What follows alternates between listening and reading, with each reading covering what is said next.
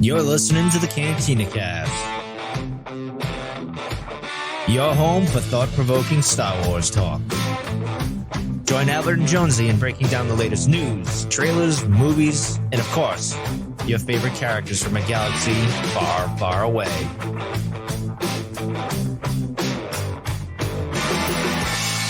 Hello, everyone. Welcome to the Cantina Cast. My name is Albert Padilla, and this is episode 351, The Mandalorian, Chapter 12, The Siege. We are going to break down in great depth, I think, here, the latest episode of The Mandalorian, and one that left us scratching our head with actually, I think, some substance for a lot of people that were longing for that. So speaking of substance, the man with all the substance, Mr. Jonesy is with us tonight. Jonesy, welcome back to the show, sir. Good evening, my good sir. How are you doing? Yeah. Doing all right, man. Is that your Galaxy's Edge shirt that you got on there? Yeah, this is the one from you can get it from before it was the ride was open, the whole area was open. Yeah. They had t-shirts and all this other stuff, but yeah, I don't wear it very often. I know. I love that shirt, though. Well. It didn't really fit cool. well before. It does now, though. It does now, yeah. You've been working out. I know. So, now, welcome, man. We've got quite a bit to break down here. There were some things we were talking before we came on the air about some of the little nuggets, especially at the very end. I know Jonesy's kind of pining to get to there, so we will get there eventually. So, but before we do, just a couple quick things.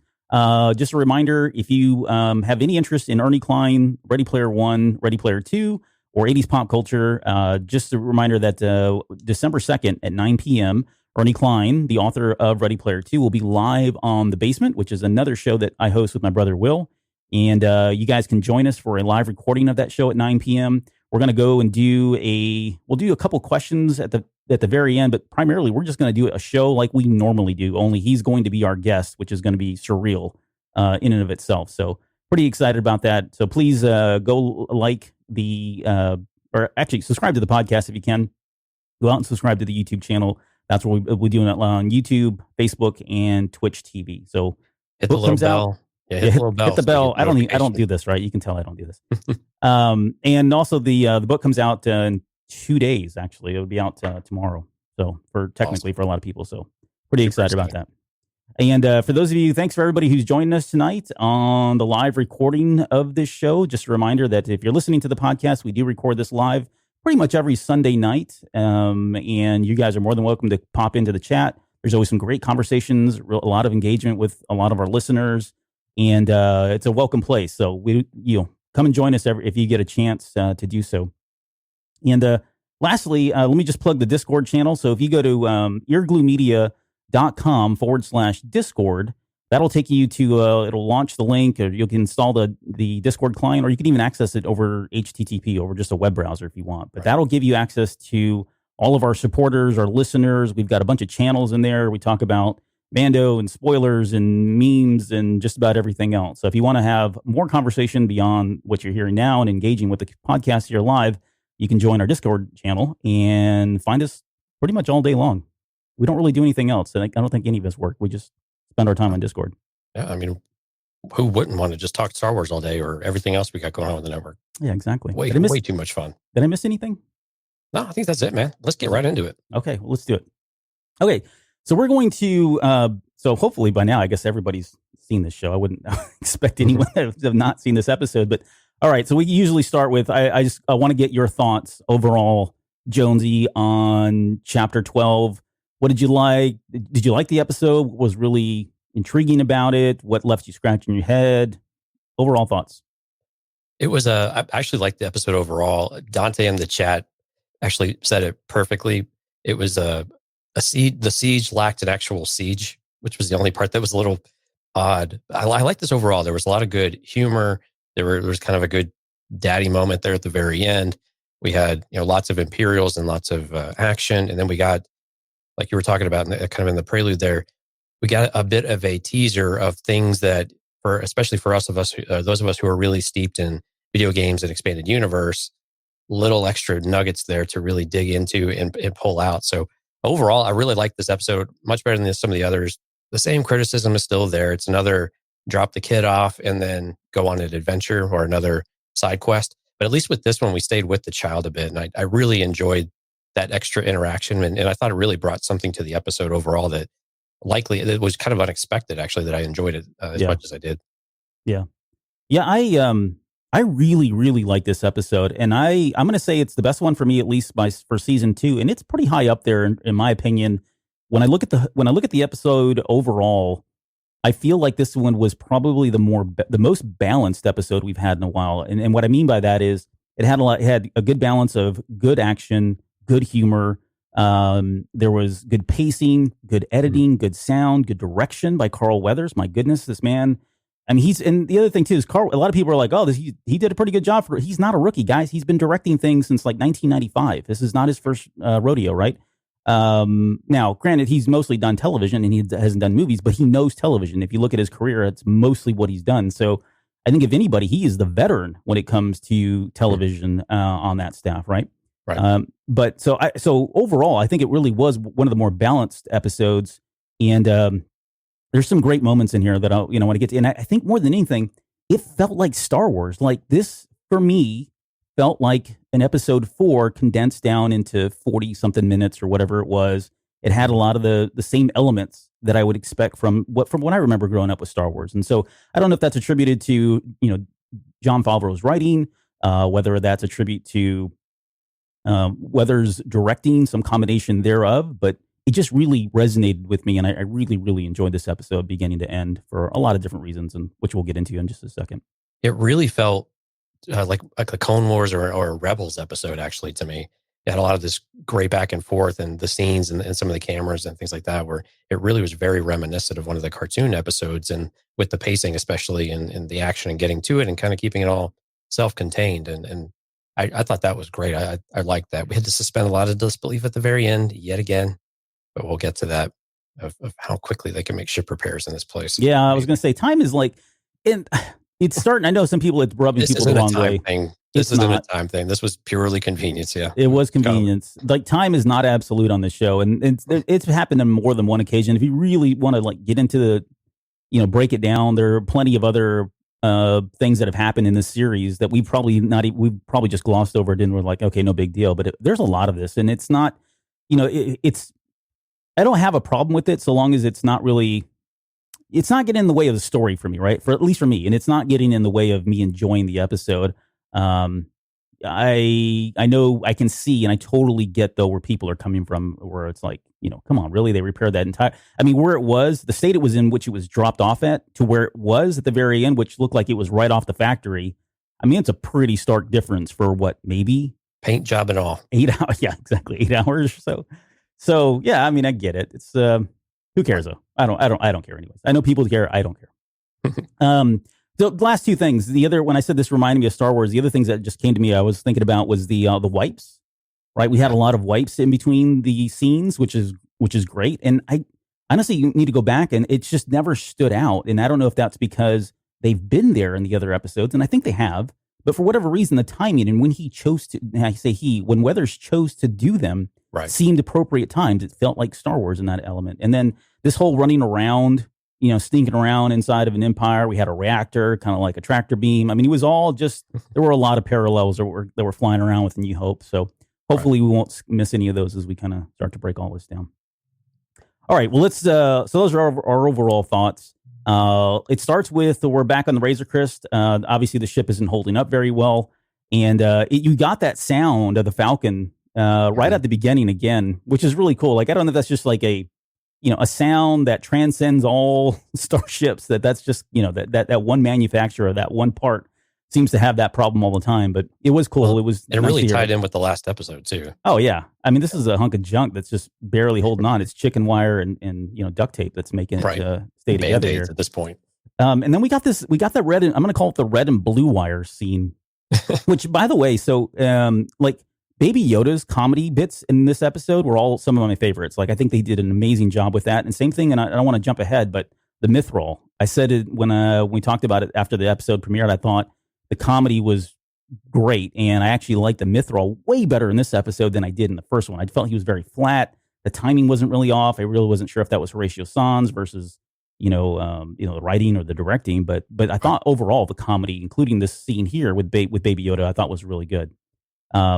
In the shots itself, like Weathers does this. He's got a, like, who would have thought he would have filmed Baby Yoda in a tunnel all the way out there? You look at the perspective. I know I'm getting into this is the film appraiser stuff, right?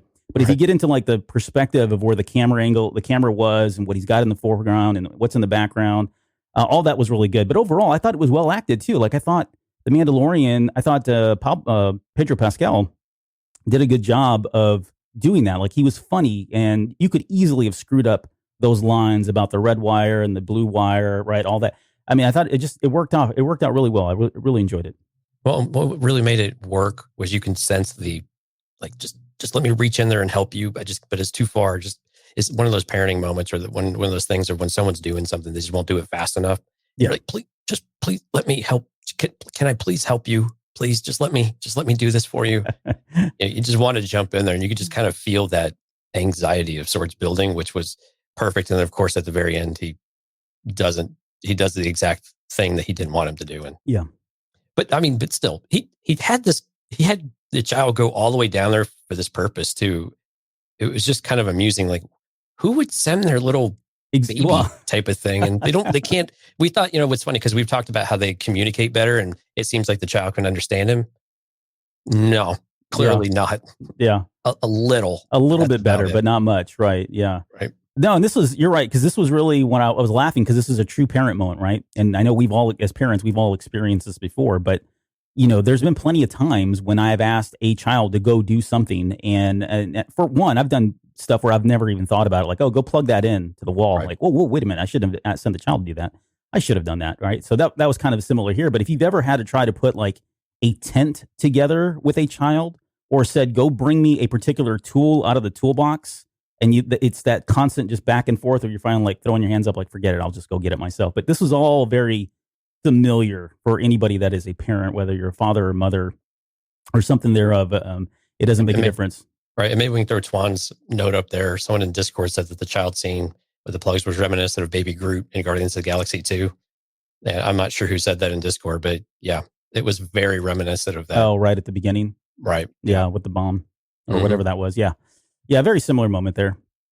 But yeah, I would say that he understands. I mean, he understands some things. I think there's a level of, he's just kind of cooing, and he's got the red. He found out, he grabbed the red and blue wire, so we know he got it there. Maybe he just didn't understand that he had when it became too much, he knows like basic things, red, blue, yes, no, that kind of thing, but he doesn't know now connect them to their, originating spots or whatever it was. So I think there is a level of comprehension here. Maybe that's really what the scene was about, was just to say, look, okay, he is progressing, although there's still a lot of room for improvement here with him. Right.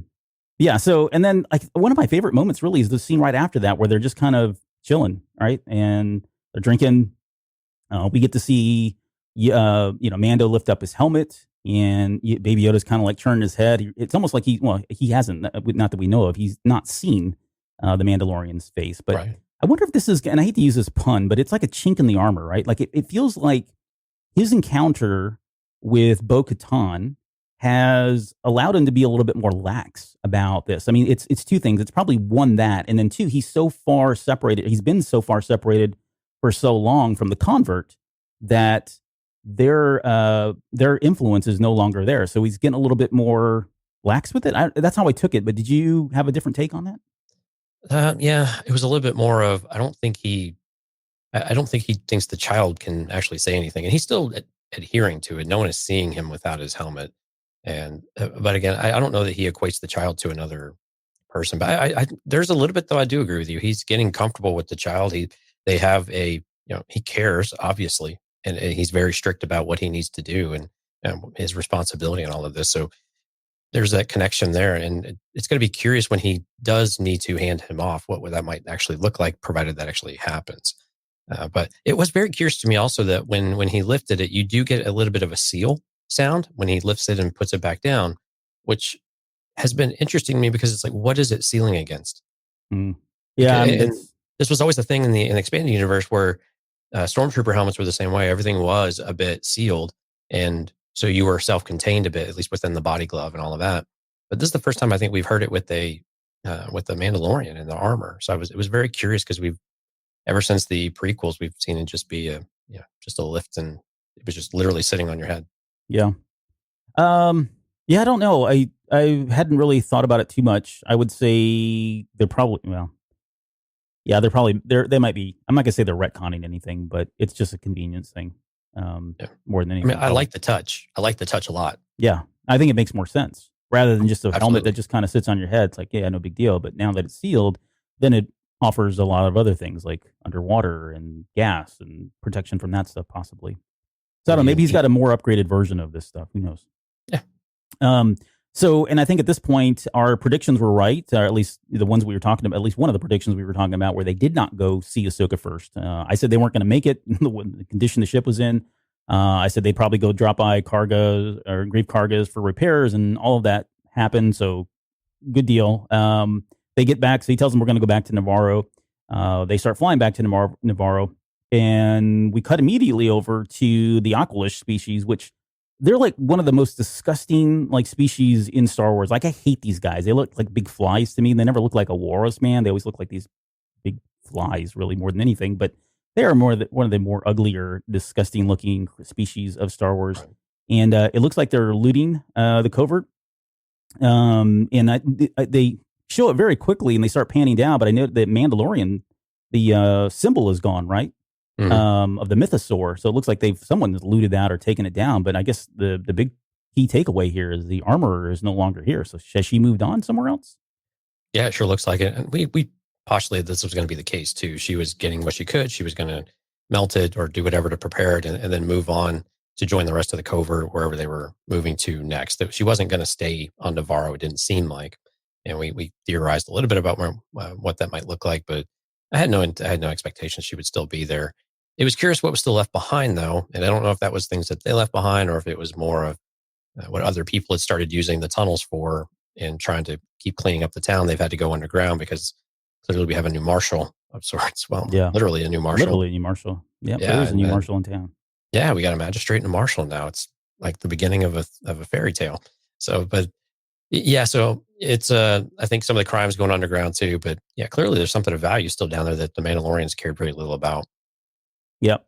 Well, that's what I saw was, well, another explanation for this was they had already looted stuff and they went there and were finding even more stuff. They had to put the stuff they had down first, because the only reason I say that is it sounds like when at the very end, she says, I need to get this stuff back to the people that belongs to, or whoever, whatever, something along those lines. Right.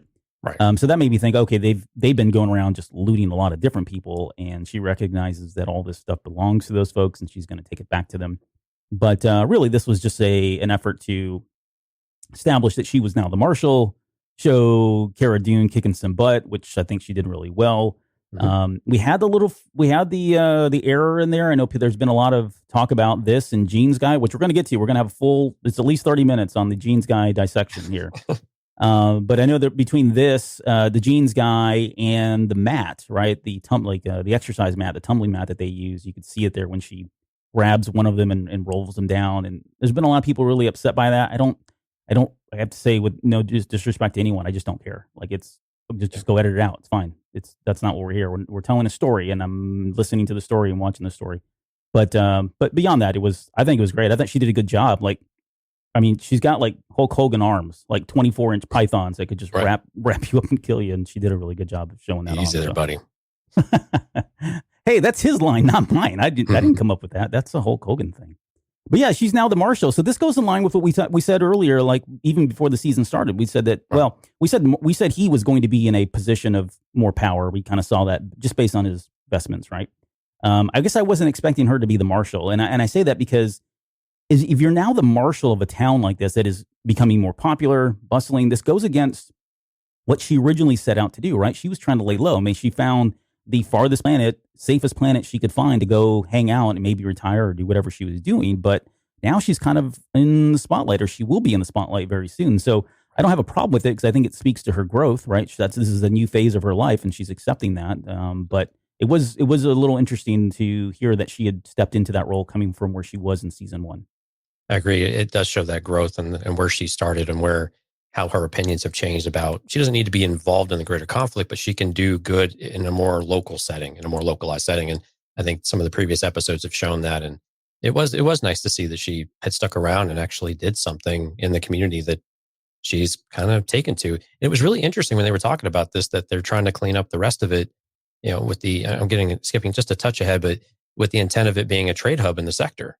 Yeah. That was their goal. That's the part that kind of opened my eyes and surprised a little bit, that Greef Karga's his demeanor has completely turned around, done a complete 180, especially with the child. We see how excited he is to see the child, this little guy, and picked him up, and is Mando treating you well, and all of that good stuff. It was just like, holy smokes, he's being grandpa now. He is. That's exactly what he came across as, like the grandparent that was taking the child. And how come you never come over? You never call. You never answer my phone calls, kind of thing. Right. Fully expect him to guilt trip in that. But Jackson just brought up the fire ferret, or whatever this thing is called. Does it have an official name yet? Does anybody know? Mm-hmm. I don't know. Maybe if you know the name, throw it up there. I've been calling it a fire ferret, and only because we saw this thing scurry across the screen. There was a couple of them scurrying across the screen in the last episode of season 1. Didn't think anything of it, and then we see one here. And my guess is that's going to be her familiar or her pet. Like, they're setting that up for, either it's going to be a nuisance and just kind of coming around like a loath cat would, from time to time in episodes. But it feels like she is going to have it. Now, the one thing that didn't show was we saw on the art, which blew my mind. Because I stay to watch that, because I'm thinking, okay, which piece I'm going to use for the title cards for our episodes. Mm-hmm. But yeah, the meerkat, or whatever the fire ferret thing is, it's like breathing fire. So it sounds like that was probably in the original script and probably got cut out at the last minute. Maybe it was visually didn't come across the way they wanted to, but I think it's a cool story. What's that? Don't really need it for the story either. No, you don't need it for the story, right?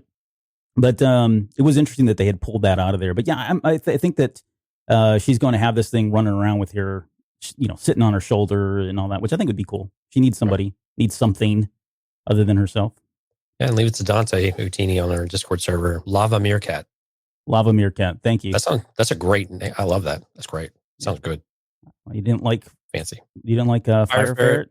No, because it's like them swearing lately, and Cara Dune swore again with whatever this thing is. Dank Ferret. Dank Ferret. Okay, let's hold on. Can we just pull the Band-Aid off? Sure, let's do it. So Dank Ferret. I know I'm in the camp of, I get it. It's a word that's used and they use it a lot. It hasn't bothered me yet, and I know it's bothering some people, but I think the bigger question I have, does Dank Ferret translate into, and I can't say it because this is a family show, GD, or does it translate into JC? Because I interpret it as JC, and this is like, I sound so like, a prude here, right? But that's what it sounds like to me. And I know people are taking it the other direction, and I don't know that it really makes a difference at the end of the day, but I just need to know, because I want to start saying this around people just to kind of make it help catch it on. But I don't know the proper term or the proper usage of it. So what's your opinion, Jonesy? You are such a good Catholic boy. I can't believe you want to do this type of thing. Goodness. I've been viewing it as more GD, but that's just, I don't use I don't use JC very often, or hardly at all. So yeah, but I think, like you said, it works both ways. The expression gets the point across either way, right? Okay, so here's where my disbelieve in, oh my goodness, whatever. Yeah.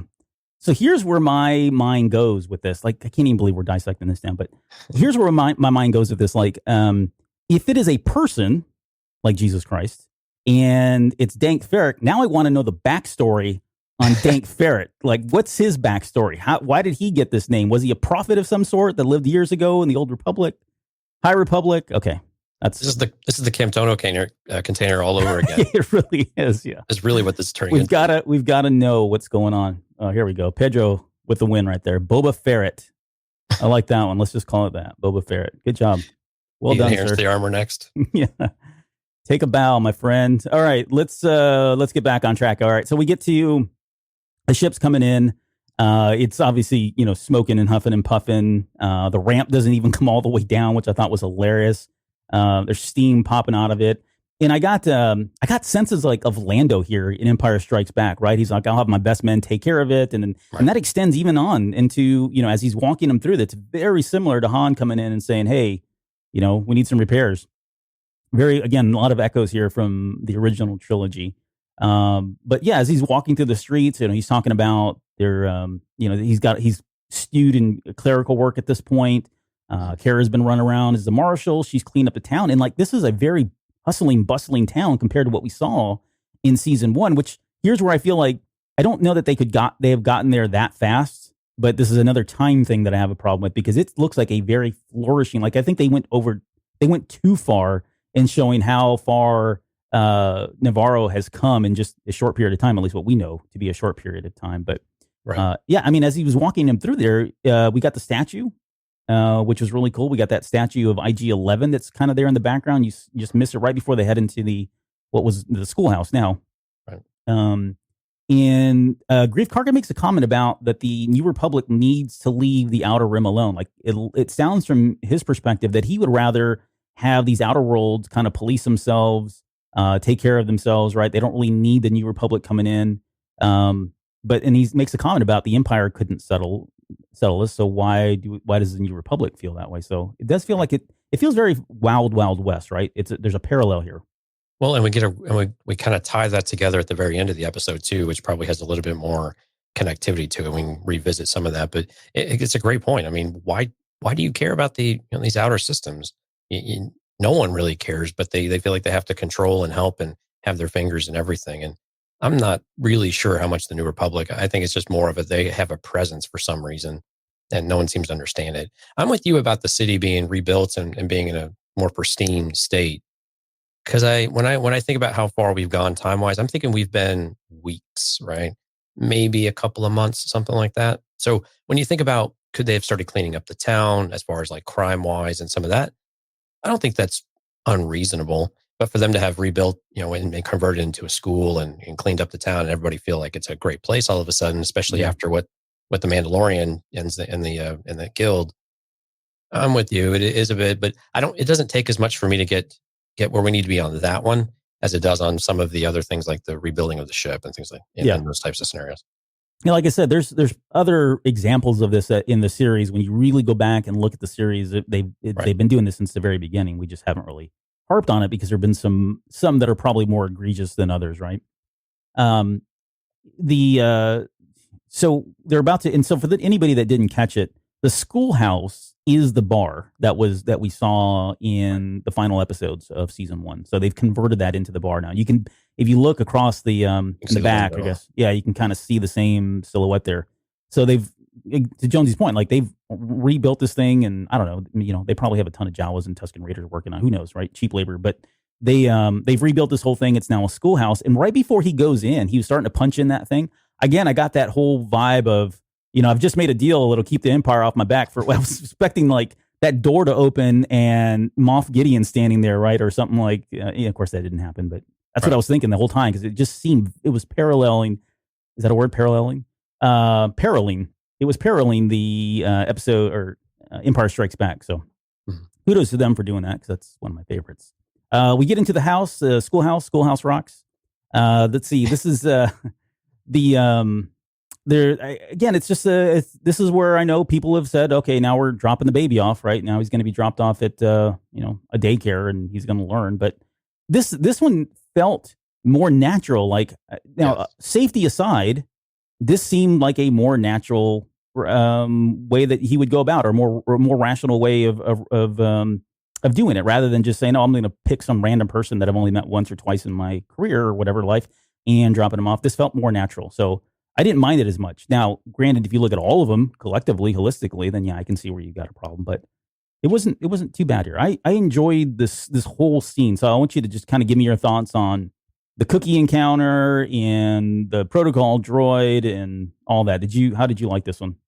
Yeah, it was a nice mix of what was familiar and a little bit of humor in it as well, and a little bit of like, oh, cutesy type of thing too. But I'm with you. I really liked that this was in there, because it was a bit lighthearted, and it was cool to see and get an idea of him using the Force to grab these effectively like blue milk cookies or macarons or whatever they're called. And so it was really... Macaroons. Are they macaroons or the macrons? Because they're different types, and I can never remember which ones are which. I don't know. I said macaroons, but who knows? Okay. Anyway, I'll look it up. Keep going. Right, but the display that the droid was on, reminded you of the Death Star run on Yavin and what the rebels were using and drawing on, and so on and so forth, and of course the 3PO unit, for lack of a better word. But it was nice. I mean, I liked the interaction, and I mean, the child is just uber cute. The little cooing sounds and the looking up at him and tilting the head, and I mean, who could resist the hand? Just please, just one bite, just one. It was wonderful. I just, it was sweet. I just thought it was sweet, and him using it, and then it had a funny moment to finish it up, and I just thought it was really well done. And I didn't think I liked it at first until I kind of saw it in completion, and I watched it again and again, and I was like, this is really sweet. I like this stuff. It makes my heart swell. Yeah. All right, this just in. Macaron looks like it's the English pronunciation. Macaroon is the French pronunciation. So there you go. You're welcome. Okay, now that we broke the this is the macaroon dissection. So thank you everybody for joining us for episode 351. We'll be back next week. No, hey, so the other line that people were bothered by was the "wherever I go, he goes" line, and it did seem a little forced. But again, it didn't. I don't know. It didn't bother me. It's like, okay. I mean, that's his thing, right? And it's not like Greef Karga. I mean, we've all heard it before because we're the audience, but they've never heard it before, and it's just something he probably tells people. That's kind of his little mantra right now to himself, or a personal mantra that he has between the two. So the fact that he would say it makes complete sense to me. Like, I have no problem with it whatsoever. What I did have I can see a slight issue with is just the delivery of it. It felt like forced. Actually, I'm okay with the delivery on this one, because before, when he said it was a very serious tone and it was almost not threatening, but there was a lot of tension behind it.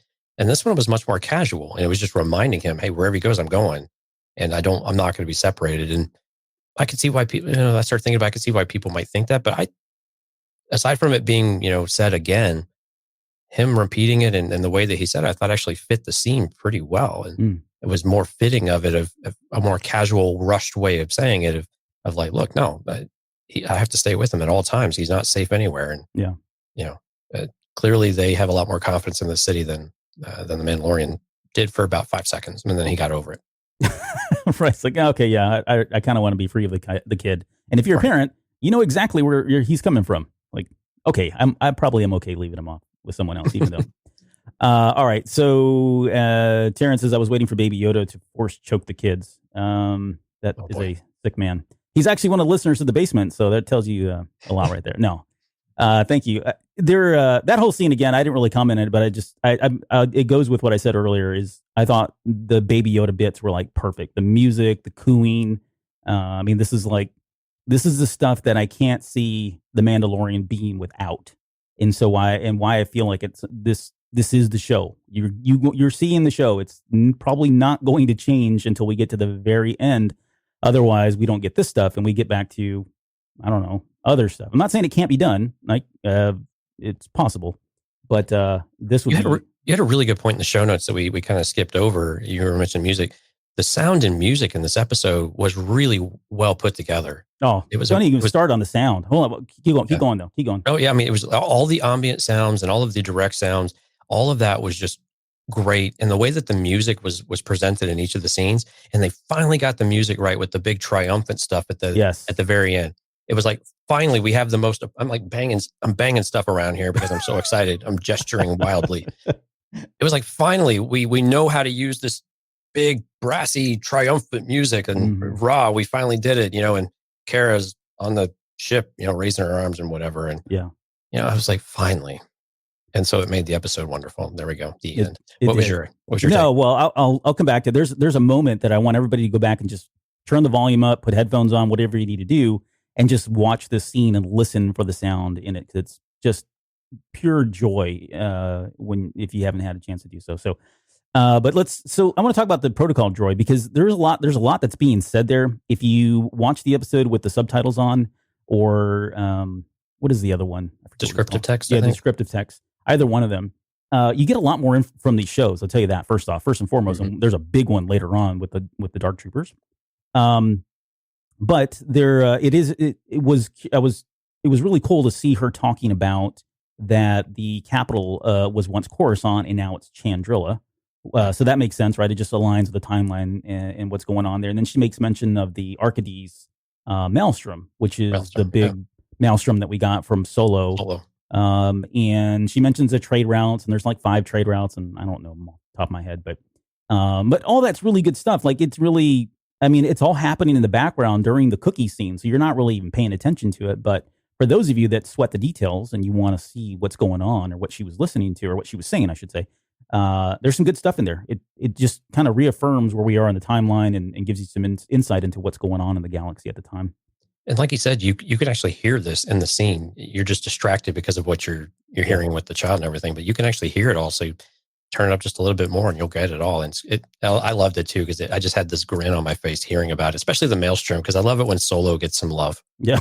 Because it just doesn't get enough love for how fun of a movie it was. Yeah, that's fair. We next scene is we cut over to the Mythrol. So this is them coming into, I called it at the office. I don't know if this is really where they were. But Greef tells him, hey, we got to talk business, and right. Takes him out there. We get to see the Mythrol. He discharges, which I thought was hilarious because he's cramping his pants. Last time he saw this guy, he grabbed him and threw him into a carbon freeze chamber. So, right. But again, I thought Horatio Sands did a really good job with this one.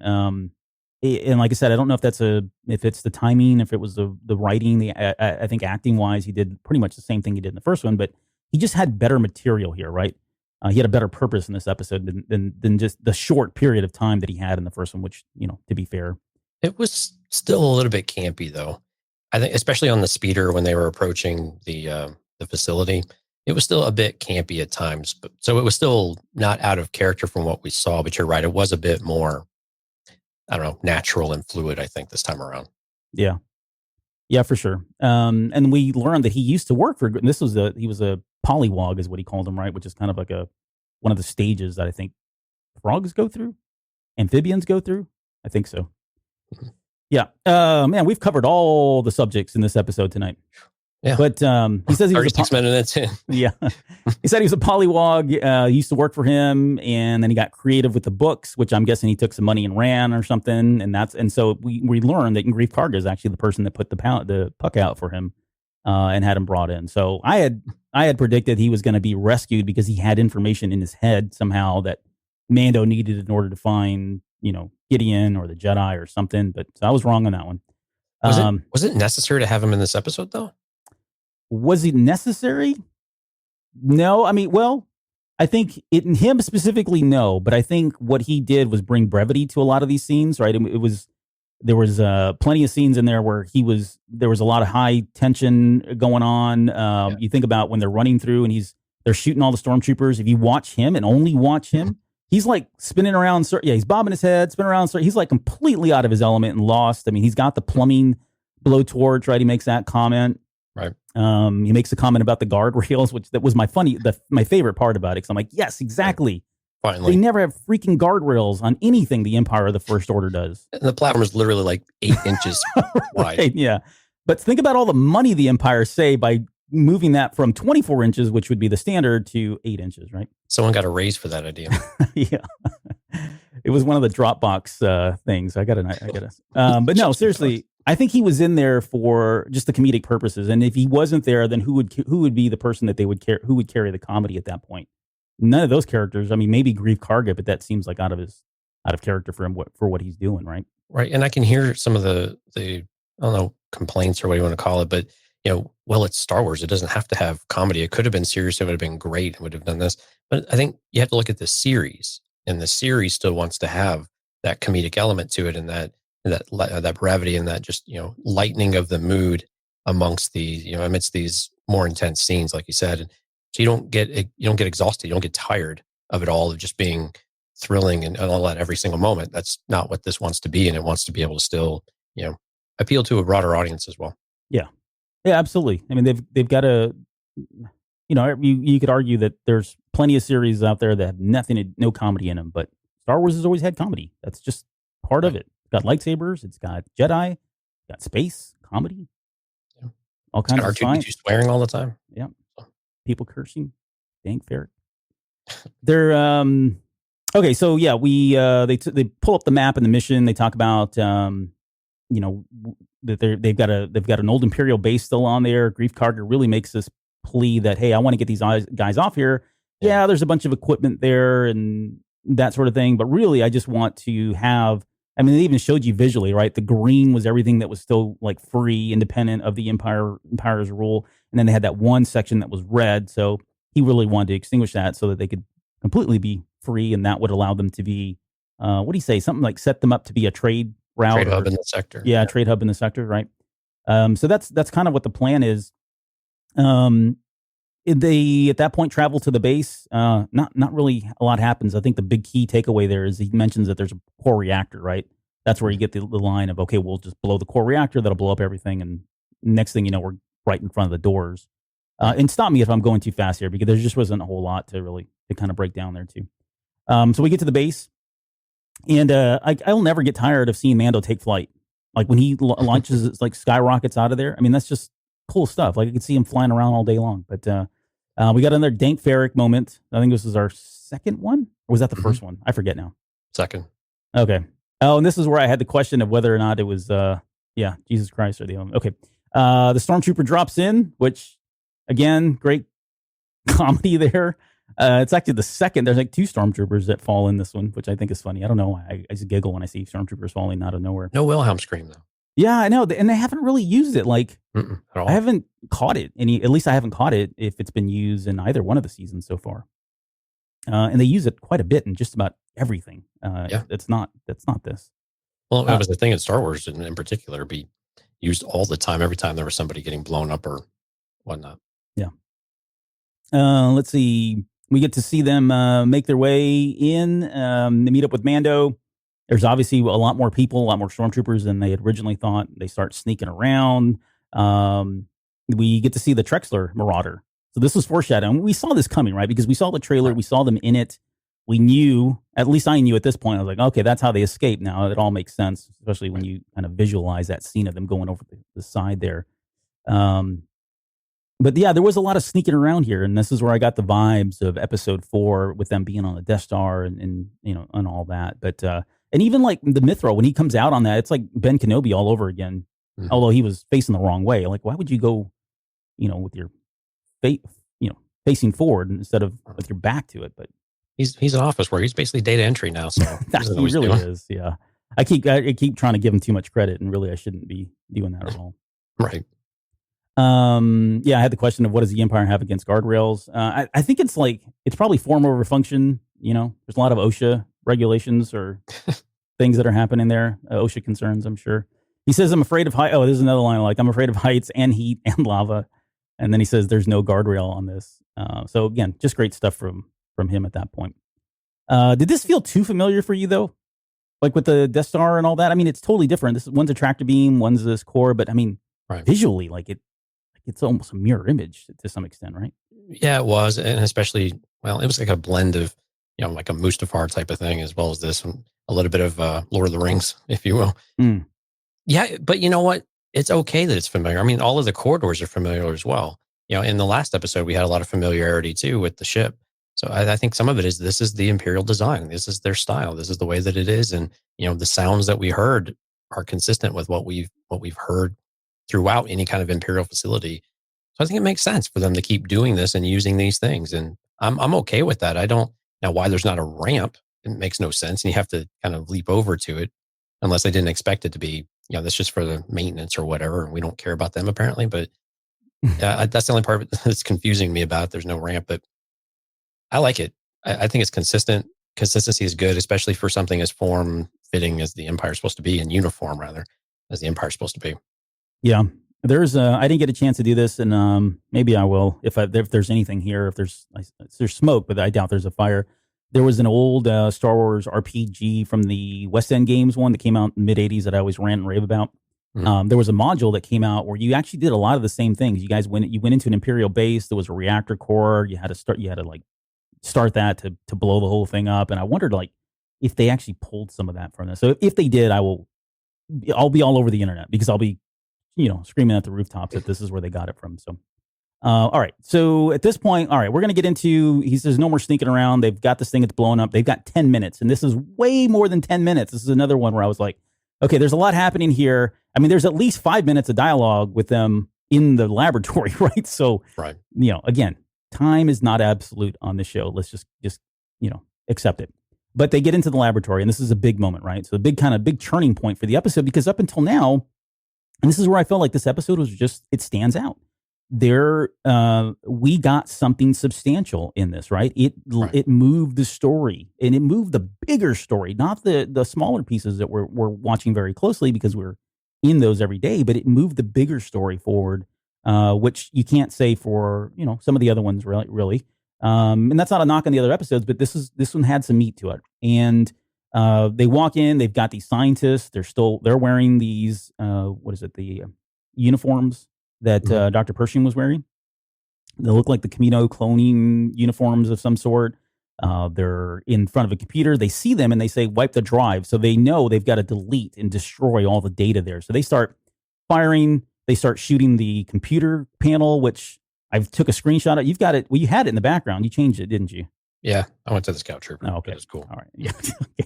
I was going to use it as a visual and I just realized he took it away. Okay, so if you go and look at the panel, there's really nothing there. Like there's no Orabesh, there's no text or anything. It's just a bunch of. It doesn't even look like something that you would expect to be in a science. Yeah, it's a circle with a V and a couple things going on. Trust me, I just try to get something out of that, and there was just nothing there. You got nothing out of that? Albert M. Padilla? I got a red bar. So the red bar was halfway empty. I don't know what that means, but that's the only thing of significance that I could see. So there's something there. I'll keep pressing though. So no connection to Star Killer Base or anything like that for you. I mean, this scene overall gives me more of a connection to, and I don't know if we're jumping ahead or not, but it ties me more now to the First Order. Like I feel like Gideon is more closely aligned with the First Order. And I hadn't really gotten that vibe just yet. I mean, he knew there was probably some connection, 3-4 separations away, but he actually may be a lot closer than we think. Seems like it, yeah. But yeah, okay. Especially with the dialogue we get a little bit. Yeah, a little bit later. And that's kind of when it kind of hit home for me. But so they destroy it, they kill all these guys, and then we get the big reveal of these tanks, right? Mm-hmm. So I've been doing enough talking. I want you to tell me your thoughts first on what you saw, what you think, any crack theories you got at this point of what's in the tank. Well, actually, I think we need to talk about the message, and then we could tie it to the tanks. Oh, well, I think we need to. I've got the whole message here in a minute. Yeah, well, but I think it's important to tie the two together. So what we find out is this is a laboratory. This isn't a base. This isn't a weapons facility or anything like that. We find out that it's a lab, and like you were saying, we've got scientists here, and so we've got these vats, and then we have a lovely holographic message from Dr. Pershing himself. Yeah, here's the message, and then we'll break that down. Yep. It says replicated the results of subsequent trials, which also resulted in catastrophic failure. There were promising effects for an entire fortnight, but then sadly the body rejected the blood. I highly doubt we'll find a donor with a higher M count, though. I recommend that we suspend all experimentation. I fear that the volunteer will meet the same regrettable fate if we proceed with the transfusion. Unfortunately, we have exhausted our initial supply of blood. The child is small, and I was only able to harvest a limited amount without killing him.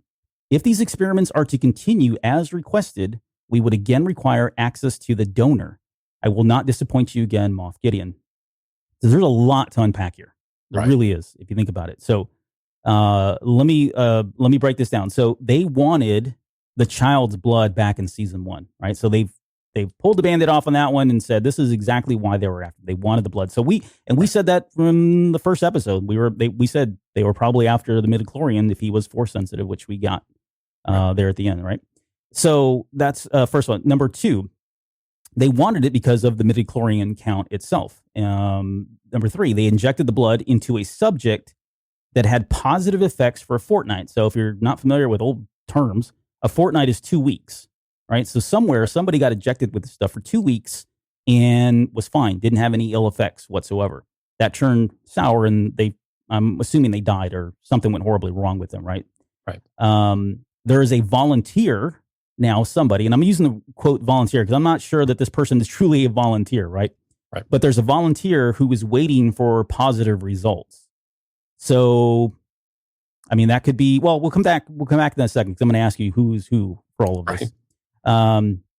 They're out of high count M blood at this point. So they don't know where the child is. They can't get any more. So they're completely out of this. So then he says, in order for the experiment to continue, they're going to need to tap the volunteer once again. So someone has already donated some blood to them, and they need to go back to that person to get some more to do this experiment. Plus the child. What's that? That's the child. You think it's a child? I'm pretty sure that's, well, they harvest it from the child, and if they need more experiments, they have to go back to the donor who was the child, I think. See, I didn't take that as the child. I felt like this is someone else. Like this is another person that's donated. And I have a theory as to who it is, but yeah, I read it, or I guess I heard it a different way. Okay, so I guess the question is, what are they trying to accomplish? Who is the volunteer? Who is the donor? And there's just those three questions right there. What are they trying to accomplish? Who is the volunteer? Who's the donor? Right. I think the volunteer is probably any schmo that they find off the street, or of course we have a lot of, with the cloning connection, these are clones. And we have some tie-in that we'll talk about with the Dark Troopers, I think could lead into this, as I've got very loud cars outside my house here. Yeah. So the volunteer is probably any schmo, or it could be clones that they've harvested or something like that. The donor, I believe, is the child, because that's where we're getting the sample from. They need that. They have individuals have high M count, which we're assuming is midi-chlorian count, because I'm guessing, like with any other blood transfusion, where you have a blood transfusion, you have to have similar properties, right? You have to be the same type in order to take it. Otherwise, your body will reject it and bad things happen, clearly. And what we're seeing in the tank, though, is we have these bodies in there, and they really have deformations that they're significantly deformed.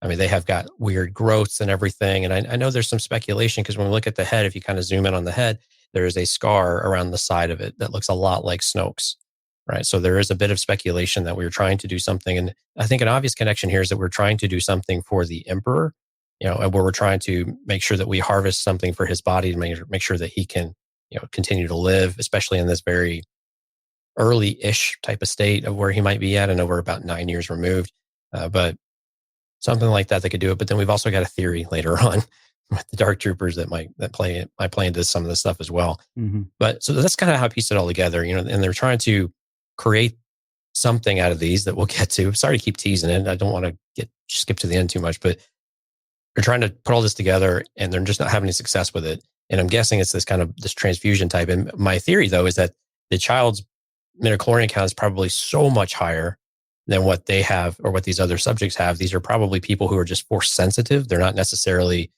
your ideal Anakin Skywalkers, or even a Luke Skywalker, or even just a regular Jedi, or right, quote unquote regular Jedi. And so the blood is overwhelmed by what we're getting from the child. And so it's consuming them, and it just has all of these really outward effects that we see that they can't control it, and they probably go crazy and die. There we go. I am now on planet Albert. Welcome. You can find fresh refreshments to your right, and please take a pamphlet. This is a map of where you'll be staying tonight. There. So I think.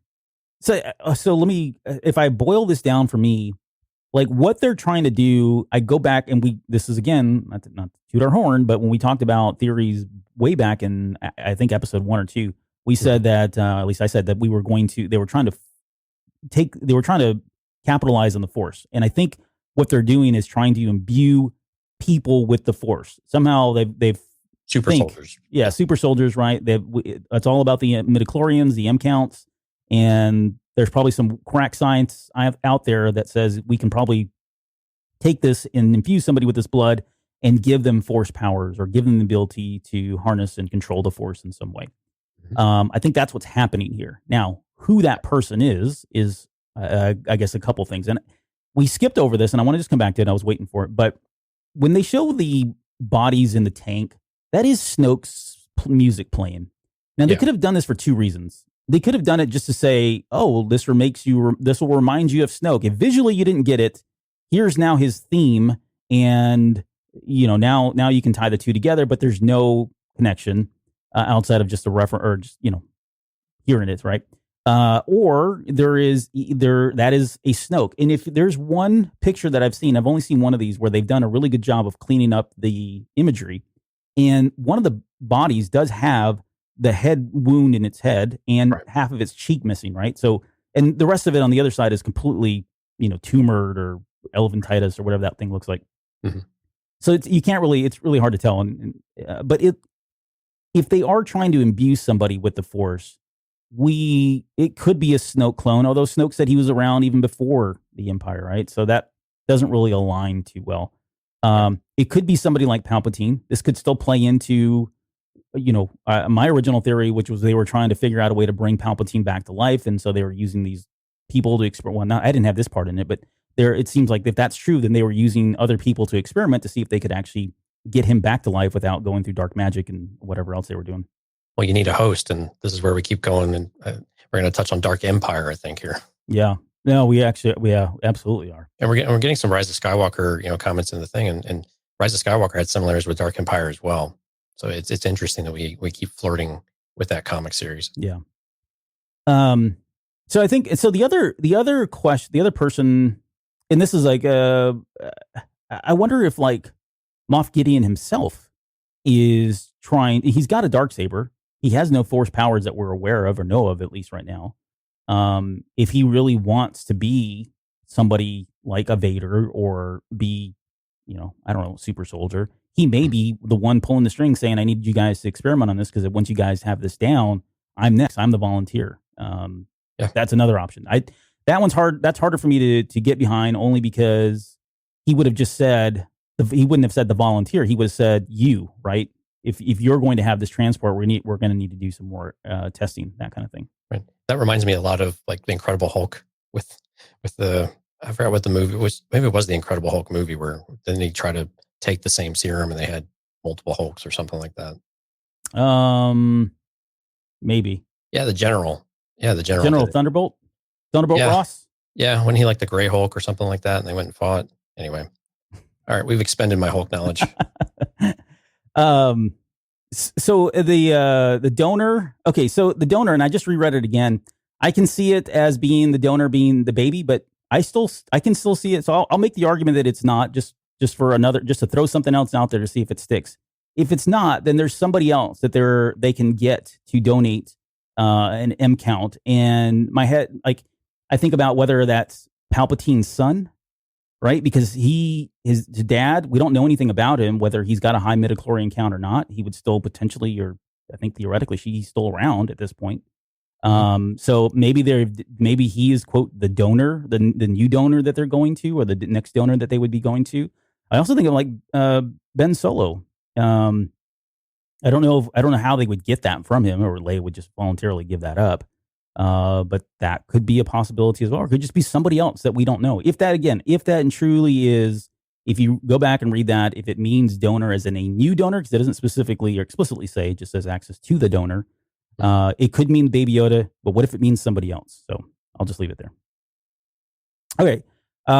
And then Mando thinks, all right, I guess, do you have any other final thoughts, any other final theories on what's going on here?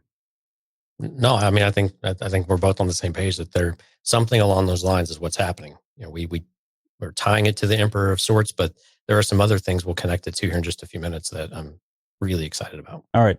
So Mando thinks the Gideons died, right? Right. And now he knows that he's alive and well because he says, oh, this broadcast was only 3 days ago. And this is, again, another parallel from episode 4 where he says, well, that would leave them back home, right? And then Luke jumps in the speeder and takes off to go back to Aunt Beru and burnt to a toast. Same kind of thing here, right? Only he flies off. So again, cool. Hopefully that intentionally. So we get into the escape at this point, and hold on. Wait. Yeah, the Rocketeer, right? The Rocketeer. Didn't the scene look a lot like the Rocketeer? Oh yeah. It's the Rocketeer all day long. Gotcha. I mean, this was so blatant though this time. Yeah. Other times they kind of skirted, but this was really blatant. Yeah. Well, him flying out of the thing, just the angle of that shot. I love the fact that he took 2 stormtroopers out within a second as he popped out. Like, wow, that's a quick draw. And then running. Well, the superhero landing. It's great. Yeah, the superhero landing. Though he didn't like it. It was rough. Yeah. Right. I like that. It wasn't like perfect, right? Right? He's still getting used to it, or maybe that's the best he can do, which is cool. I like that. And we kind of skipped it, but here there was a lot of it going on. But the stormtroopers throughout this episode were great. Like they were saying all your favorite lines, right? We think they've moved, where they think they were moving to whatever, and that's a line directly from episode 4. There they are, blast them. They took that directly out of there. We'll check it out. That's right out of episode 4. Right. but they were saying all the things you would want stormtroopers to say. So, from the original trilogy, which I thought was really good. But hold on, this is special. We've had some really special moments in this because the stormtroopers in this episode could actually shoot. Yeah. And they hit the Mando all up on his gear, and these guys weren't terrible shots. I mean, when he's, flying and stuff, it's difficult to hit a moving target. So I still think that that's okay. But these guys were much better than pretty much every other stormtrooper we've had in Star Wars, pretty much anywhere. So, and it's funny that when they can't do anything to the person, then they seem to hit. But when they can, then they miss. But, whatever. It's interesting how that works, huh? It is interesting how that works. Let's see. We get Kara finally steals the Trexlar Marauder. They jump in that. I think that was a pretty good little scene there where she gets into it. And then they fly over the edge, landing on the speeder, which I was cracking up because he was like, that was a speeder. Was that my speeder? Or whatever line he said there. And this was straight out of like a Dukes of Hazzard type of thing, where you have the car and it's the trajectory of it, and that it's going to land straight on its nose, or upside down. But all of a sudden, you get to the to the end of the scene, and it's level enough, and of course, this one lands basically flat right on the speeder. So again, maybe they pulled up at the last minute there and were able to I guess you have repulsors, so yeah, I guess we could get there. I don't know. I'm making Star Wars logic. Star Wars logic. Star Wars science. Yeah, Star Wars science. There you go. But yeah, them landing on that was great. And then we get the scene of the speeder bikes, which was awesome. Like seeing them launching out. I almost wish 2 of them hadn't blown up, really. Oh, but it was so cool, though. It was. I can't say it wasn't. It was actually pretty cool to watch them blow up the way they did. Unpredictable. I didn't see it coming. I mean, when they were going in, I'm like, how is this going? Oh, okay, it didn't work. Yeah. But I didn't expect. I thought they would all kind of go through and do it, but I thought it was awesome. I laughed. I chuckled. I thought it was great. Yeah, and then when that one lands and you can see his foot come out. Yeah, to kind of my drag. background. Oh, is that what you got? Yeah, like that's a nice little touch they did there to make him look like it. I mean, that's something you would do like on a motorcycle, right? Right. And that's what we saw in the teaser trailer. Yeah, we saw that. That's true. So Greef goes in there. He mans the guns at that point, and so this is the scene. Like from this point on. And actually, it's right when the speeder bikes take off. Start the audio there. Put your headphones on. Turn the volume up. Tell everybody shut up. Just listen to the audio at this point. This entire scene, all the way to where you said when the Mando finally comes in at the very end and blows up the TIE fighters, and even beyond that, really. But there is some amazing sound editing that's happening here, and I'm gonna put money on the fact that this episode gets nominated when we get to the Emmys because there's just great stuff. I mean, just the smallest sounds. Everything from the TIE fighters to the speeder bikes and the turret and controls. And I mean, it just goes on and on and on. It's just a visual, like an audio feast for you. Great. But he jumps on there. And again, this felt very Star Wars for them, right? They're running away, being chased by speeder bikes. I love what Kara did when she smashed him and then she yelled. Like, I don't think we have enough yelling in Star Wars, like cheering like that. Very Lando-esque. Yeah, right. Exactly. Or Han, right. Great. But it was nice to hear somebody else yell. Mm-hmm. And then to kind of, you think, okay, they're out of the woods. And then suddenly the TIE fighters come out and you're like, oh, crap. Because this guy, I mean, they're the main heroes. So I never really felt like they were in danger, right? I didn't think they would ever die. But this where it did feel like, oh, this is going to be a little tricky because they can take a couple shots from speeder bikes, but they take one blast from a TIE fighter and they're done, right? It's over for them.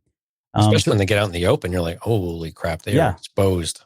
Yeah, they were. And they didn't explain it other than take evasive maneuvers, and we just kind of assumed that she was, dodging and doing whatever she needed to do to get away. But yeah, it was great. Again, I thought all of this stuff was just pure audio candy for me.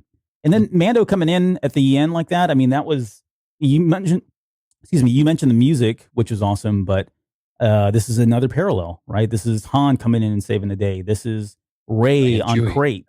Yeah, Rey and Chewie on Crate when they come in and blow out the TIE fighters. This is all very similar here. So that was great. The Razor Crest gun effect is awesome. Like, I love the sound of it now, and I didn't really care for it. I mean, I'd say I was indifferent to it, but now it's like it's almost as iconic for me as something like the Falcon or the X-wing shots themselves, like the cannons on the X-wings. It's just very familiar now. But man, you hear that and it's like, it gets your blood going and the music starts and you're like, yeah, I mean, you want to cheer too, right? Well, then you had the same perspective of the X-Wing that we had just below the wing, on the side of the cockpit of the hull. Yeah. Which is very Top Gun as well. Just that action shot where you're part of the ship, which is just always a great moment. And those are always just visual aspects of it that just make you feel part of it and just give it that extra little touch of excitement. Yep. And then we get this like cool, like, it wasn't like I don't know if they had to really go here, but they did. And this is just him showing off his piloting skills, which were pretty impressive. He tells the kid, hang on, kid, and the kid's sitting there eating cookies. And, we had the funny moments with him putting his hands up, right? It all felt very theme park at this point, but it was cool. I really enjoyed that. And after he takes out the first one, he I don't know if he's showboating or if this is what you would normally do, but it's almost like he cuts the engines to get that thing to drop and spin around quicker, I guess, more than anything. And then he goes into this chicken fight, or what is it? He plays chicken with this other TIE fighter. And it was just really cool to see him spinning the balls. My favorite shot is that long shot that he shows him like from far away and they're kind of going at each other. It's only on for about a second and a half, but in my head, I heard spinning's a good trick. Yeah, exactly. Yeah. Anytime anybody spins on Star Wars, that line comes up. It's like, oh, Anakin, you've cursed us forever. Right. But I love it when we get the total silence, though, when the ship goes vertical and then, like you said, peaks and starts coming down. Total silence, no music, no nothing. And I love it when Star Wars does this. It doesn't happen very often, happen like an Attack of the Clones. Right. But this is, it's pure gold when it happens, because then when it comes back to life, it's just that excitement because we're about to rush right back into it and get right into the action. Something exciting's about to happen. Yeah, there's a crazy theory. We find out in the next episode that IG's consciousness was uploaded into the Razor Crest. I like that. That's Tuan. That guy's been listening to the show for a while, as you can tell. Yeah, he's subscribed to your craziness. Yeah. Pedro said that was his favorite shot as well. I think he's talking about the one I was talking about. So Baby Yoda's sick. Throws up. And total parenting moment here. If you've ever had a child throw up in the back seat, oh my goodness. Like, you don't know what to do first. Do you pull over? Do you just clean it up? Do you just, depends on how far away you are, how much more they've still got in them. But I love the fact that he uses cape. He just grabs his cape and I'll just whatever you can find. Whatever you can find. That's exactly right. So again, this is being written by a person who knows this well. Okay, so we're back at the office at this point, and this is where Officer Carson shows up, which I wasn't expecting him to show up. And he's kind of, we got the sense in the last episode or 2 episodes ago that they were kind of like the beat, right? They were running around like an officer beat kind of thing. And this kind of confirms it. Yeah, they're almost like a detective, right? I called him Detective Carson, but in the subtitles he was listed as Officer Carson, or I think Greef acknowledges him as Officer Carson. But which is a little off-putting on that, actually. Yeah, I don't like the term officer for these guys. Yeah, and they use it again here in a little bit, but we'll come back to that. But Greef denies that the Razor Crest was even there. Says the transponder droid just can't tell. No, Greef Karga doesn't say the Razor Crest. He said a Razor Crest. Yeah, it's a very subtle difference, but it was really important because the Razor Crest is a type of ship. And again, he reiterated what we heard in an earlier episode that actually with these guys, pre-Empire doesn't have all of the all the systems that tags and identification stuff. Right. Yeah. It was a good time. It was a good time, but it was really subtle. A instead of the. It was perfect. Yeah, I didn't actually catch that. So, but yeah, he says that the droid transponder couldn't distinguish pre-Empire stuff, so nothing really to see. Move along, that kind of thing. This is when we get to the outside. Kara's sitting there. She's with the critter, and this is where I feel like, okay, this is going to be a thing now, whether it's permanent or short term. We're going to see this lava meerkat again. Did I say that right? Is it lava meerkat? Yes. Yep. I think Utini dropped off, but thanks. And then this felt like Carson was trying to recruit her at this point, which I guess I shouldn't say it felt. It was, right? He was basically saying, hey, you're pretty good in a fight. We could use you. Same kind of thing, right? Similar. We know the New Republic is shorthanded. Yeah, exactly. And she seems, he's probably looking at her going, okay, she's pretty vital with what's going on here. She's done a good job. She probably has a lot of insight into what's happening. And he makes that comment about there's a lot of stuff going on here that people aren't reporting. And this is where I feel like, okay, this is another direct connection to the First Order because we know this is where they started. And the New Republic didn't pay a lot of attention to what was going on out here, right? He has a sense that something bigger is happening, something bigger is brewing. And so because she's in this area, she would be a natural fit. She responds back, I'm not a joiner, Blue. Now, the term blue is used for officers. Like if you ever refer to an umpire in baseball. An umpire in baseball. So you're killing me, Blue. So, which is, I think, probably the same connotation, right? Like you're the one calling the shots and in charge here, so you're killing me. But yeah, so she refers to him as a police officer, right? So I don't know. I'm with you. I don't know that I like detective more, but they're probably both because they're the only two that we know of that are out this far, and so they're probably doing a lot of things. Rescuing cats out of trees as well. Who knows? Right. But the where was I? Oh, so Carson says that that there's stuff going on here, and it just reaffirms it again that the Republic really doesn't give a crap of what's going on. Before he leaves, though, he says he tells her, where you from? She says Alderaan. They have that whole conversation about who did you lose? She says I lost everybody, and he says I'm sorry for your loss. He says I flew. I served in Alderaan, which I didn't really like what battle like. I don't know if that's a battle or just in general. Like I was enlisted during the time when Alderaan happened. Maybe I think that's how I took it. Okay, during the early days of the rebellion, he was enlisted and flying. Yeah. All right. The other thing, so when Greef Karga, when he's leaving the office, Greef Karga does make a comment. If you're ever back out this way again, as just a kind of a smart ass remark. Oh yeah, yeah. That ties back to the earlier part of the episode where he's like, they don't know what they're doing out here. They just need to go away, and they just show up arbitrarily, not to do anything, but for whatever ghost they're chasing this week. Right. And I'm with you. I like the comment though that there's more going on out here because it's also a tie back to the Bloodlines book with Leia, and they start to learn that there are things going on in these different pockets, and they can't quite put their finger on it. And I mean, in that book, they do put their finger on it; they see it firsthand. But that there are things going on, and that something doesn't feel right, but you can't quite figure out what it is at this point. And so it's interesting that this is happening. But the question I have though is Carson? I mean, they're not chasing the Razor Crest, right? Because I mean, they let him go, so there's no reason for them to keep going after us. Or is it just more that the Mandalorian just keeps showing up where there's trouble? Yeah, so they came out because of the base, right? They came out because of the Imperial. That's how I got it. Was the Imperial base blew up? They got wind of it. Maybe they knew it was there and never did anything because it was only two of them, right? Right. But now they find out that it's no longer there, and now there's rumors. Oh yeah, there was a Razor Crest that was here. That's how I took it, but not necessarily that they were following the Mandalorian. But I think given, their last encounter with the Mandalorian, suddenly this blows up and now there's rumors of a Mandalorian. So, okay, there's something going on here. This guy keeps popping up, right? Or at least rumors of them keeps popping up here. And clearly these guys are, I mean, do you think they pop up again? And I mean, we've only got a handful who are halfway through now. It's hard to believe. Yeah. I think they show up. I think so. I think it'd be how and why. I don't really have a good theory. Yeah. Which, by the way, I didn't say this up front, but we're out of footage from the trailer. Like we've exhausted everything we've seen in the trailer. So the last 4 episodes we're in the dark in terms of what we'll see. Again, that makes sense. Teasers and trailers draw most of the material from the first few episodes. So this makes a lot of sense. So yeah, now we're flying blind. This is great. Now we don't know what to expect. We have no idea. So to that point, I don't know if we'll actually get them back. My guess is we will. If it's not the season, then they'll come back again. Only because they're giving them screen time. They're establishing some things. Yeah. He's doing a good job. On both actors. Well, I don't know about Dave Filoni, but Usam Park or I forget his name now. I think he's doing a fine job with what he's doing.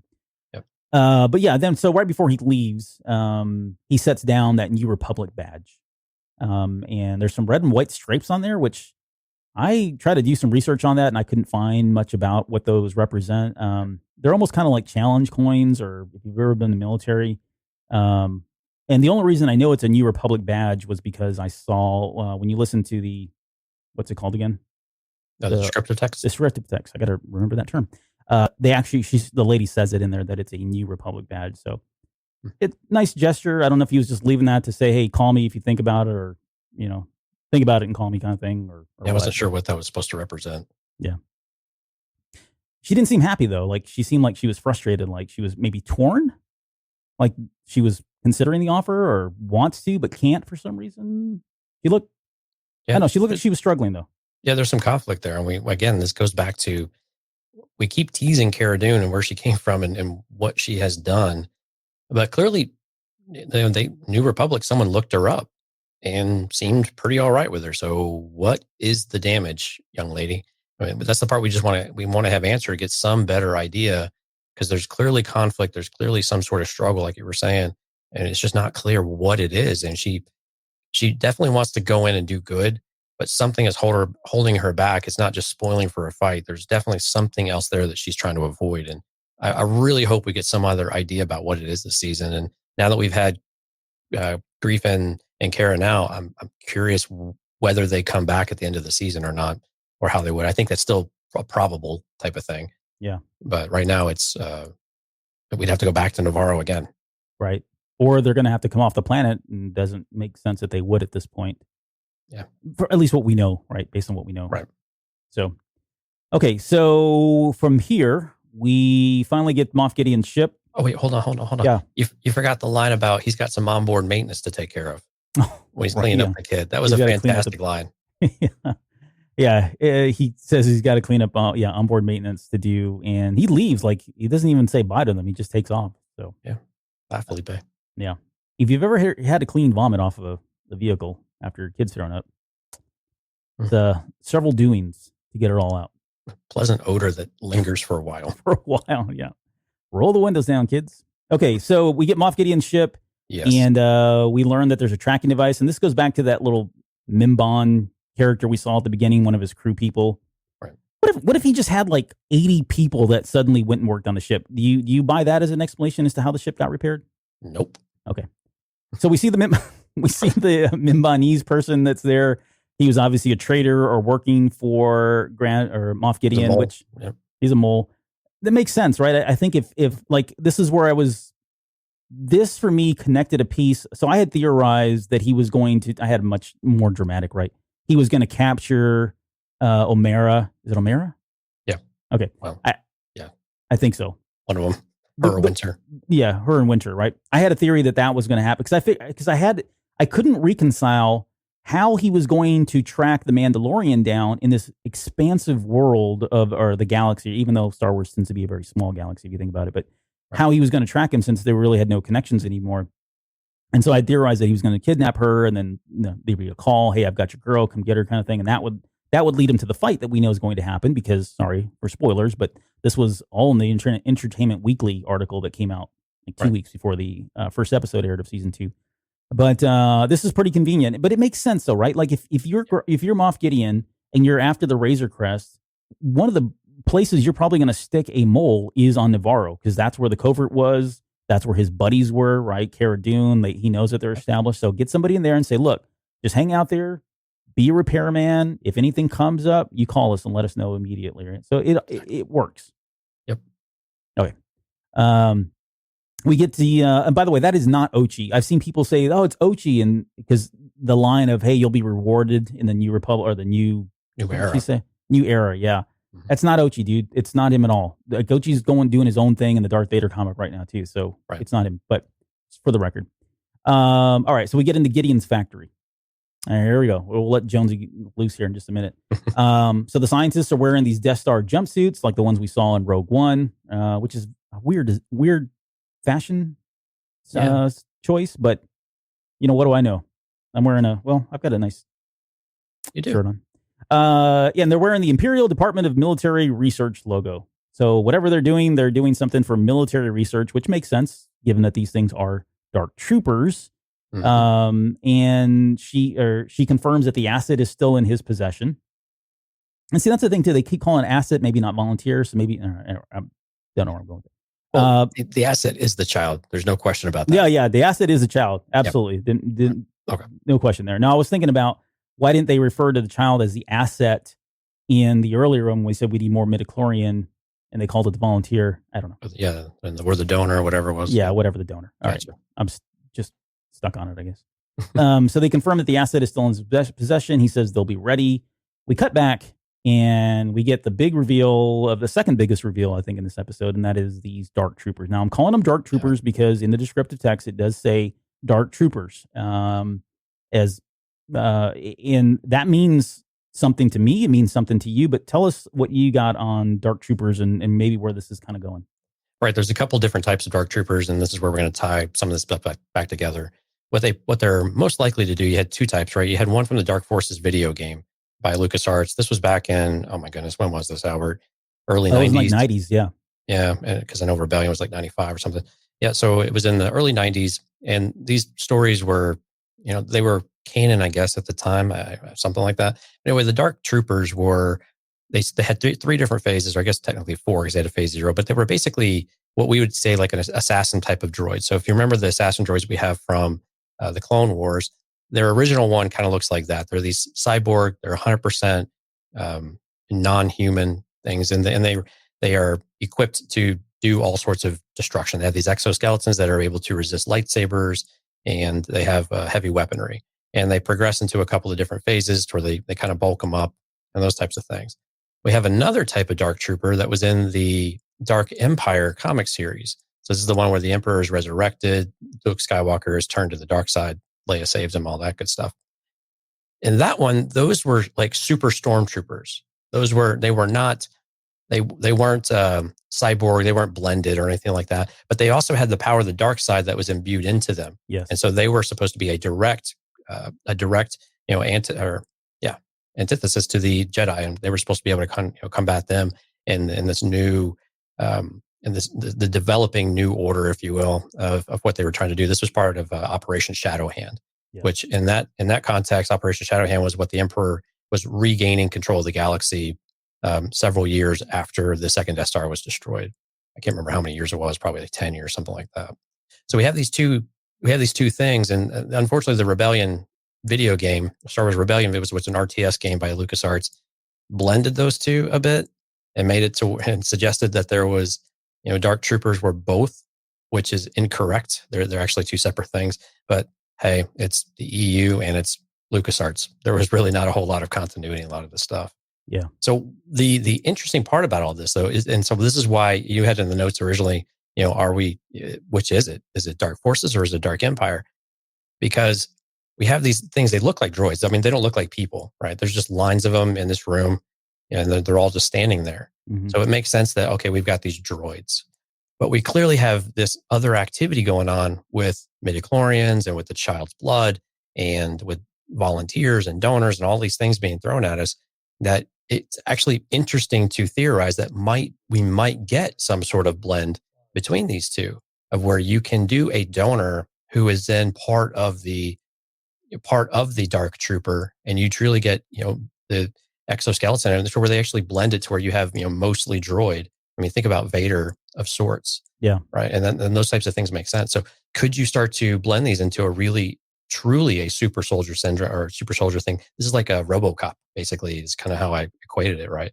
Mm-hmm. So, but anyway, that was kind of the things that started whirling and twirling through my head as we start to think about borrowing from the expanded universe again, at least ideas, not necessarily story or anything like that.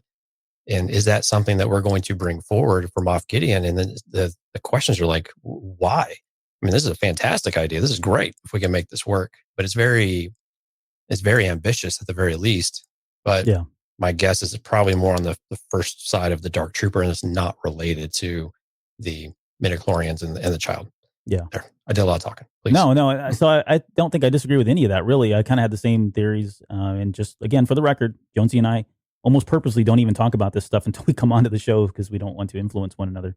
So I got kind of the same general feeling. Like, these guys they're Dark Troopers, but more along the lines of the Dark Forces Dark Troopers. Right. I don't think they're trying to imbue these guys with the Force. I think those are two different things. I think the end game is to imbue somebody with the Force and give them Force-like abilities. And one way they're going to go about capturing the child again is through the use of these Dark Troopers that he's got assembled there in that last shot. Right. Right. So that makes it a lot cleaner for me. If it's the other way, then man, it gets real messy real fast. So I don't know what to think about it. It gets insurmountable at that point. Yeah. You don't want that. Yeah, exactly. It's too much. We wouldn't be satisfied in 4 episodes. Right. Especially one of them is going to be Ahsoka, right? So, okay. So going down the path of Dark Troopers from the Dark Forces game, There was one other thing that stood out for me, and that I remembered from the Dark Forces game themselves. So the Dark Troopers, they had some armor that was called Frick, Phrik, right? Right. And I thought, well, we had this question. We've been asking this at least the last couple episodes, at least in season 2. We've been asking, so who's collecting all the Beskar? Like, what's the big deal? Why is there so much Beskar being around? Who's paying for it and all that stuff? What if instead of using Frick, they've built these troopers here, the Dark Troopers, and with all of the Mandalorian armor that was smelted and they took from the Purge? That would be like a big swift kick in the gut there, or punch in the gut to him, knowing that those things were built from his people, right? Essentially on Mandalore. And it would be a convenient way to say, okay, we don't have to introduce a new alloy called Frick. This is just Beskar, and we all are very familiar because they show us every episode what Beskar is able to do and be able to block blaster bolts. But the other thing between Frick and Beskar that we've talked about is it is able to deflect, or it's impermeable to lightsaber blades as well. So that would be a good way, again, to tie those two together. The other question that people have been throwing out there is whether or not these look more like Phase 3 troopers. Okay, right? Which were never. I mean, I really can't remember if they were ever in the game. I think you see them and they're talked about, but I don't think you ever had to fight them. I could be wrong. I want to say Jedi Knight maybe had them in there, maybe not. But where was I going with that? Oh, so was it Phase 2? No, Phase 3 could be used as an armor, so you could wear it if you wanted to, or you could automate it as a droid. So it could do both. So I guess the question is whether or not these things are just suits of armor that they're going to put people in, or are these things just robots that are going to be and I think it would be, there's probably something there for it to be droids, because as we know, Mando hated droids. He's kind of come around to them. This would put him back, make him regress and hate droids even more, because he's got this, platoon of them that are now going after him and the child, trying to kill him. So 15 or 20 in there, it looks like. Yeah. I mean, there's quite a bit of them. So, but yeah, I don't know. Well, the verdict's out. I mean, the cool thing is that they're going back to some of this old EU Legends lore, and it's just really great that they're doing it, right? Especially things that people aren't as familiar with. I mean, not everybody played the game, or not everybody. I mean, definitely the newer generation probably hasn't played Dark Forces. They've re-released these things over time, but I think it's fantastic. I mean, some of these concepts, we've talked about this over and over. Some of the things we had in Expanded Universe and Legends is really useful and is really good. Yep. And it's okay to take some of that and modernize it to our Star Wars now, and to reshape some of it. And I think it's fantastic that we're bringing some of this forward, if this is what it turns out to be. And I'm definitely with you. I think this is Dark Forces, something closer to somewhere Phase 2, Phase 3 type of thing. And I don't think we're going to get any people in them. It seems like these will be automated, kind of super droids, if you will. And we've seen these before in Clone Wars and whatnot, so it makes sense. But these are, I like that we're bringing some of this stuff in, and I think it appeases some of the EU fans too. That says, look, not everything was thrown away. We promise. Yeah. There's still a lot of cool stuff that we're going to bring into the modern Star Wars storylines. Yep. And then I guess final thoughts on this episode. I mean, that kind of brings us to the very end of the episode. It kind of leaves us hanging here, but any final thoughts on this? And I guess maybe I think you've already answered this, but Cara Dune and Greef Karga, are we going to see them again? I think we will. I mean, we've established these characters very strongly throughout season 1, and now we've revisited them in season 2, and it seems likely. I mean, we know something is going on with Cara, so we need to figure out what that is. And I think that may not be resolved, but I think we're going to see another major kind of development for her. And I think we've seen one here kind of off screen, but we've seen her move into something else. And now it's kind of whet this appetite of, cleaning things up again and re-engaging in the good fight, type of thing. Yeah. And so I think I think we do see them again in some capacity, and whether they both live is kind of an interesting concept. Yeah. Yeah. I mean, they've got different scores. They've got scores to settle with Moff Gideon, right, as well. So I think it makes sense. How they get there, I don't know yet, because we're completely flying blind at this point. Yeah. And I really haven't thought about it too much. I'm sure I could come up with something. All the back and forth. I'm glad they're kind of moving forward, and we're not jumping back and forth. But yeah, if we come back to Navarro again, I'm wondering if it's going to feel like we're just ping-ponging. Back and forth, yeah. Yeah, and like you said, we really liked the end of season 1 because all of a sudden we were kind of housed. We were grounded in one place for a couple of episodes, and Navarro was home. Yeah, and so I'm kind of missing that. I love seeing all the different locations and all of that, but I'm kind of ready to be grounded in one place for just a couple of stories and feel like we have this consistency a little bit. Yeah, and this season is really, it's like diverting from to a place I wasn't expecting. Like I was thinking it was going to be the trope of him going around, because he did it for the first season for the most part. He was collecting people, right, to assembling people as part of his team. Short of saying Avengers Assemble, they all came together at the very end, right? And this season is really is not following that at all. Like he's just been, jumping around, like you said, different places. So to be determined whether or not that still happens. I would like to see that. I'd like to see him start putting together a core group of people and not just have him and the child run around. But if that's a show, then there have been other series that have done that and done it really well. So it can be successful. Well, I mean, we still do have the Mandalorians and we have the Night Owls, and are there, so we have assembled a newer, a new group to bring back in too. So it wouldn't be out of the realm for those things to start coming together here in the next episode or two. Yep. Okay. I think that about does it. It's a dead horse at this point. Before we go though, please stick around. I've got, we do want to, I don't know, stick around. Let's toot our horns. We got some reviews to cover. So, I don't know, Jonesy, you want to take the first one there? Yeah, sure. So this is from the Hen 88, Leland, over on Apple Podcasts. They also sent us an email, so appreciate you sending that to us. We did see it, so we didn't respond to that. But left us a review. Great podcast, 5 stars. You two have a great podcast. New listener, been listening for about 2 weeks. I like how you break down the Mandalorian. Some stuff I don't catch at first because I'm so stoked up and excited when a new episode comes out. Thank you guys, Leland. So appreciate the awesome remarks, and we love doing it. So appreciate you listening in. Yeah. No, thank you, Leland. Appreciate that. Those reviews, they help dig us out of this stupid hole that we're in for some of these bogus reviews. Come on. Things are not bad. They're not bad. Stop it. I just get sour every time I see somebody put a bunch of garbage and then 1 star and there's nothing. We are so spoiled, man. Speaking of spoiled, this man supports me here and on the basement. This is Terrence, who's with us tonight, if he's still there. But says 5 stars, best Star Wars pod in the galaxy. This podcast is so much fun and informative. The depth of the Star Wars universe is so much deeper than I ever knew until I started listening.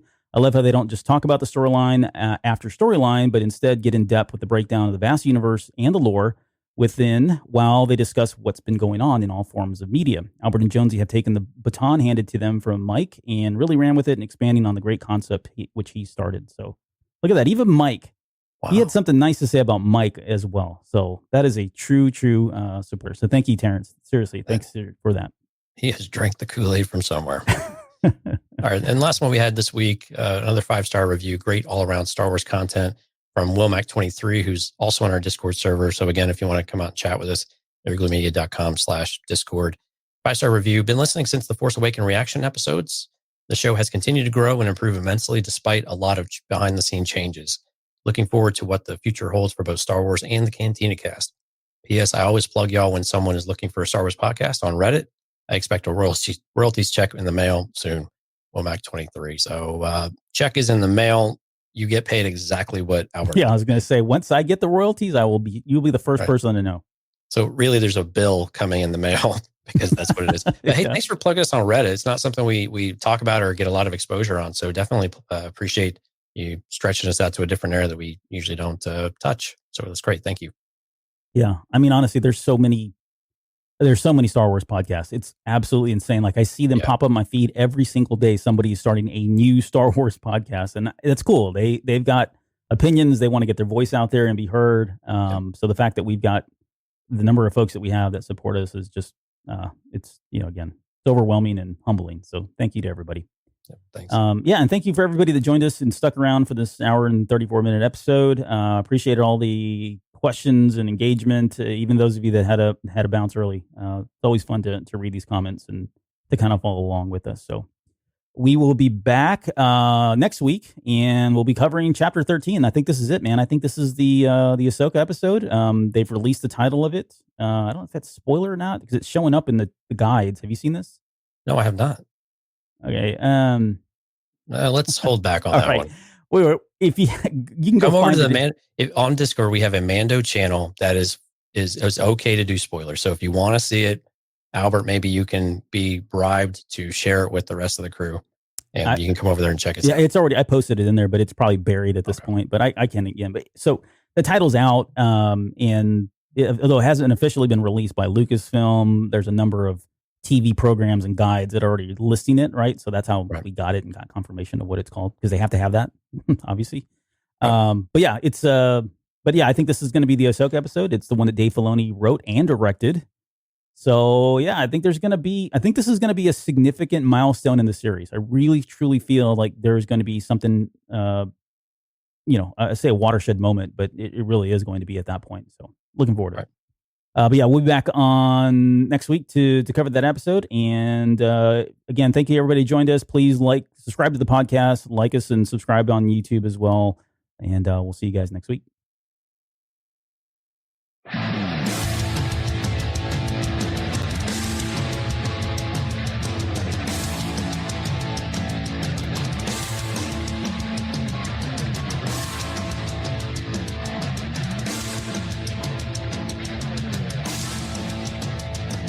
You're still listening? Wow, that's amazing. Well, I'm here to give you the disclaimer. Normally we do a big, long, drawn-out disclaimer thing saying what's what and who's what and all that other stuff, but I think you guys kind of know that Lucasfilm and Disney have no affiliation with us at all, and we have none with them. We talk about Star Wars, which is their property, and all that other good, fun stuff, but I think you can tell which is our stuff and which is their stuff. If you can't, well, then send a lawyer to send an email to me, and I'll be glad to chat with them. Other than that, you know what's what, so that's your disclaimer.